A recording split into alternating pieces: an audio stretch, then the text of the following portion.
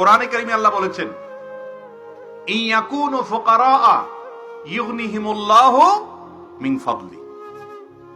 তোমরা তোমাদের অধীনস্থদেরকে বিয়ে শাদী দাও, যদি তারা গরিব হয় বিয়ে করলে আল্লাহ তাআলা বরকত দিবেন, ধনী করে দিবেন। ওমর রাদিয়াল্লাহু তাআলা আনহু বলেছেন, আজাবান লিমান তালাবাল গিনা মিন গায়রি নিকাহ।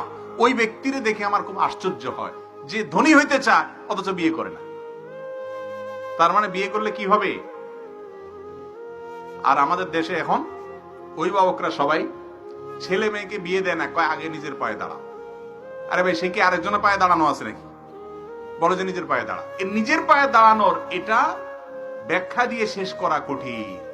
কারোর মতে মাসে 1 লাখ টাকা কামাইলে তারপরে নিজের পায়ে দাঁড়ানো হলো, কারোর মতে সরকারি একটা চাকরি পাইলে তারপরে নিজের পায়ে দাঁড়ানো হলো। এভাবে করতে করতে বিবাহ দেরি করে। বিবাহ দেরি করলে সমাজে জেনা বাড়বে না কমবে? বাড়বে। ভালো করে শুনে রাখেন মুরব্বীরা, নিজের ছেলেকে মেয়েকে সময় মতো বিয়ে দিতে যদি গড়িমসি করেন, তথাকথিত পায়ে দাঁড়ানোর অপেক্ষা করে, মনে রাখবেন ছেলে মেয়ে যদি দেরিতে বিয়ে দেওয়ার কারণে আকাম কুকাম করে গুনাহে লিপ্ত হয়, আপনারা দায়ী থাকবেন মুরব্বীরা, অভিভাবকরা। অতএব বিয়ে বিলম্ব করবেন না। বিয়েকে সহজ করুন, জেনার পথ বন্ধ হবে। বিয়ে কঠিন করবেন, জেনার পথ সহজ হবে। ঠিক না ঠিক? অতএব বিয়ে সহজ করতে হবে, আল্লাহ তাআলার নির্দেশ এটা।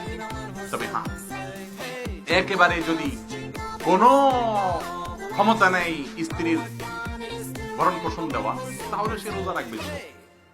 কথা বুঝে আসছে? কিন্তু কোনো মতে যদি ডাল ভাতের ব্যবস্থা করতে পারেন, আলহামদুলিল্লাহ। অনেক মেয়ে আছে যারা কোন রকম বেঁচে থাকার উপায় পেলে তারা খুশি, আলহামদুলিল্লাহ। খুঁজে সেরকম দিনদার মেয়ে বের করবেন এবং অল্প উপার্জনে আল্লাহ তাআলা বারাকা দিবেন ইনশাআল্লাহ। এজন্য বিয়ে দেরি করা উচিত না।